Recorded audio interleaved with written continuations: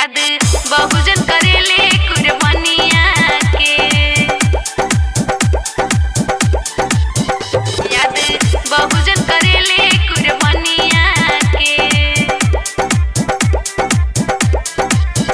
500 वीर हमारे दुश्मन 28,000 पेशा मन के रौंद डलले सैनिक महार, पेशा मन के रौंद डलले सैनिक महार। 500 वीर हमारे दुश्मन 28,000 पेशा मन के रौंद डलले सैनिक महार। भीमा कोरेगांव में उनके निशानिया के, भीमा कोरेगांव में उनके निशानिया के, याद बहुजन करेले कुर्बानिया के, याद बहुजन करेले कुर्बानिया के, याद बहुजन करेले कुर्बानिया के, याद बहुजन करेले कुर्बानिया के,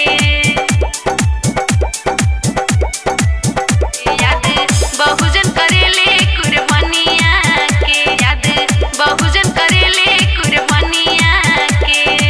धन्य रहले पुरखा धन्य उनके इतिहास हो, पापी पे समन के समर में कई दिहले नाश हो, पापी पे समन के समर में कई दिहले नाश हो। धन्य रहले पुरखा धन्य उनके इतिहास हो, पापी पे समन के समर में कई दिहले नाश हो, पापी पे समन के समर में कई दिहले नाश हो। दिला सब लोग सलामी सुन कहानिया के, दिला सब लोग सलामी सुन कहानिया के, याद बहुजन करेले कुर्बानिया के, याद बहुजन करेले कुर्बानिया के, याद बहुजन करेले कुर्बानिया के, याद बहुजन करेले कुर्बानिया के,